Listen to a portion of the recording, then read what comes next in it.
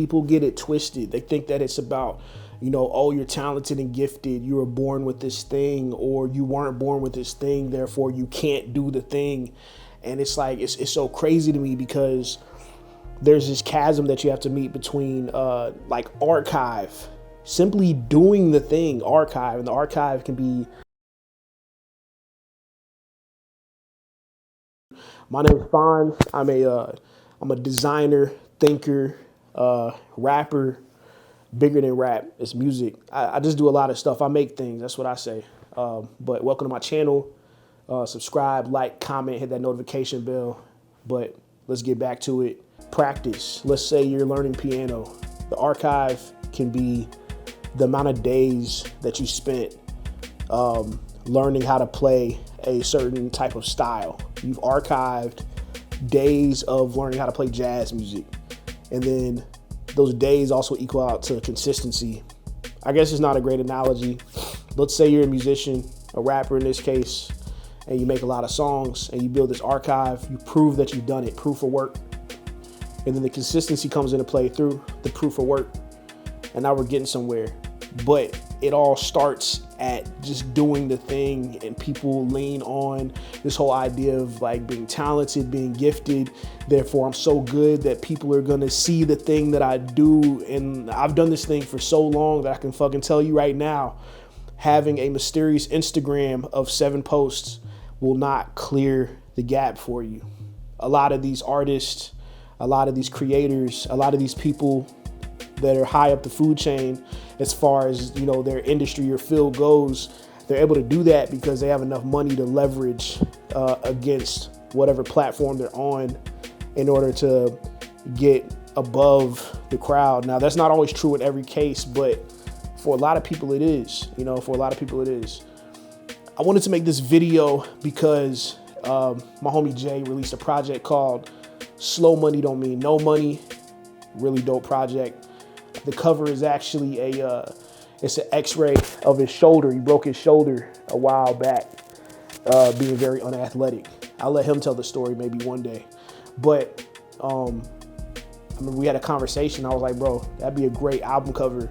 I'm somebody that kind of believes when it comes to like design that you have to be very in the now, and you have to be very layered and philosophical and conceptual about everything that you do.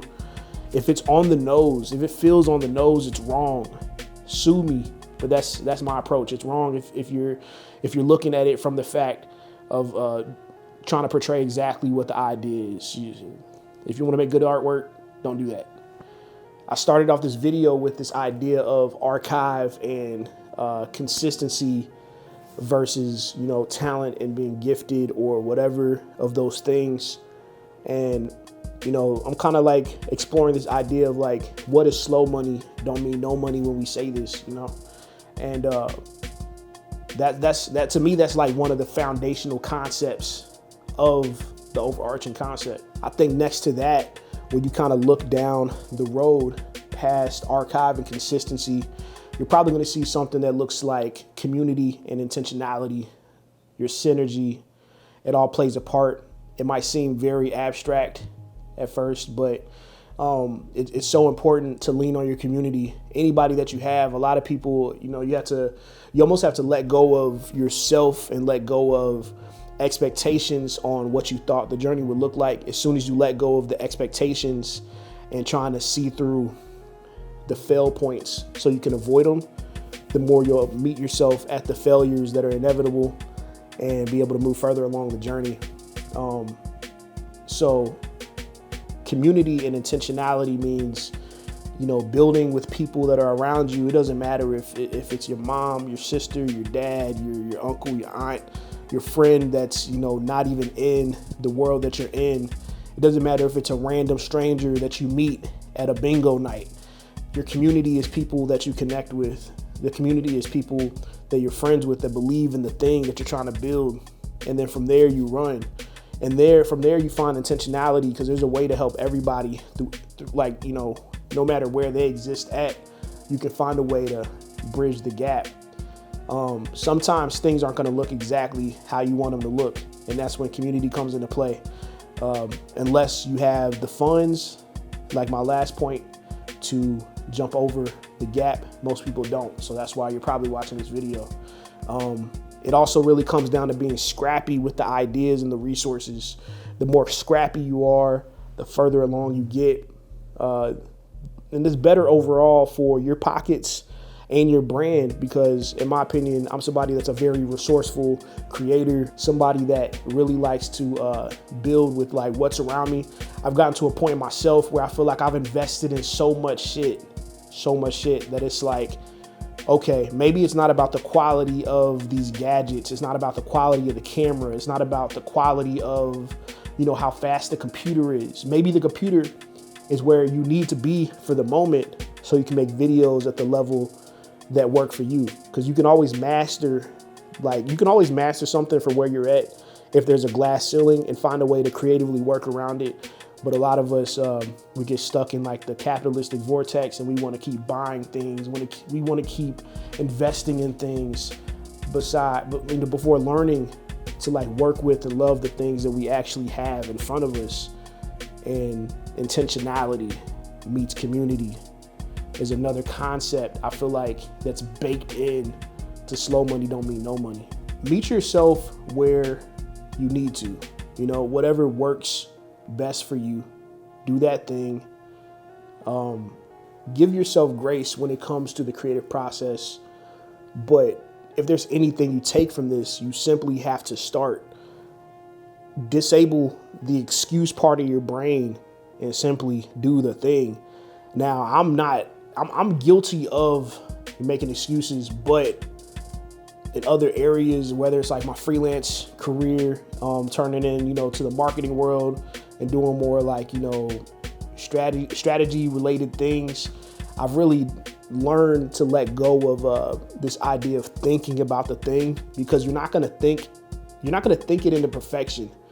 You're just going to overthink it a million times and have 8 versions of the same song, of the same idea, of the same video, wondering if this is the thing that's going to work.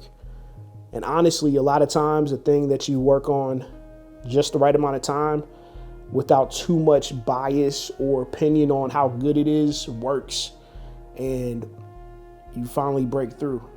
And that's what's super important. The next concept outside of that is just learning to realize that you must buy into your own dream and that nobody's coming to save you. Because I promise nobody's coming to save you. Nobody's gonna cry for you. Nobody's gonna help your idea come to life. Nobody's gonna hold your hand. Nobody's gonna create the project. Nobody's gonna upload it for you. Most importantly, nobody's gonna hit publish on it, because you have to hit publish on that thing.